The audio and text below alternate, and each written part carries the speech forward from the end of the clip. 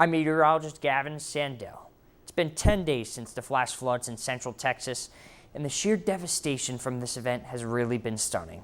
The Guadalupe River's historical rise broke lots of records, and it's claimed numerous lives along the floodplains of the Texas Hill Country.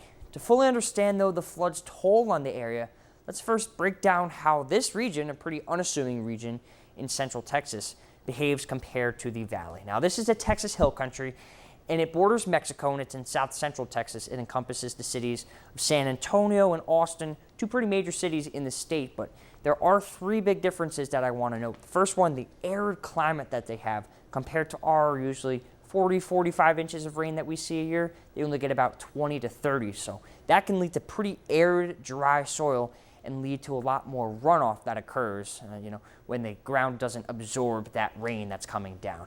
Also, from the name, it has a lot of steep hills. It's very rugged, rocky hills, and they come up a few hundred feet off the ground, but compared to our area, like the Appalachian Mountains near us, there's not as much runoff there because it's just rocks. So you're getting a theme here, a lot of runoff occurring in the area.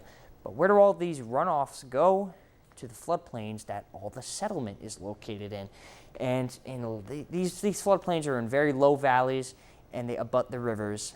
So if there is any heavy rain events that this region is really known for, it could spell a lot of consequences. So these are the three big differences, and now we have to add a spark that really lights a fire. So enter stage right, Tropical Storm Barry. It was a very unassuming storm that made landfall into Mexico at the start of July. And at the same time, there was a trough of low pressure at the mid-levels that was impacting the western portion of the United States. So as Barry's remnants moved up, this trough moved down, and it really created a little pocket of rain that was over central Texas, and it just stuck there. And that just wrung out like a sponge all the moisture coming from it.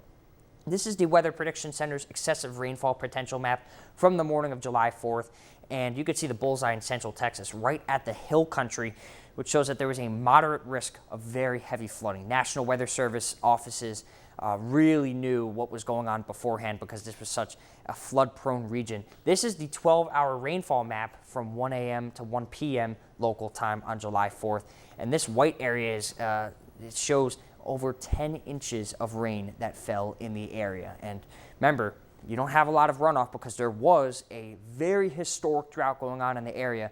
So you don't have much runoff coming from the soil, or you don't have much absorption coming from the soil. You have a lot of runoff, and you also have runoff coming from the mountains. That all comes down to the rivers, and what ends up happening is a graph like this, a monumental rise, over 26 feet. In 45 minutes, the river rose, and that quick of a flash flood is what really caused all of that death and unfortunate circumstances in the area. Well, it was a sunny couple of days after the fact, and the river did go down, but today now, the folks there do have to deal with more rain and storms. The next couple of days, though, look to be sunny, so hopefully recovery efforts will be good there. With that, I'm meteorologist Gavin Sandel.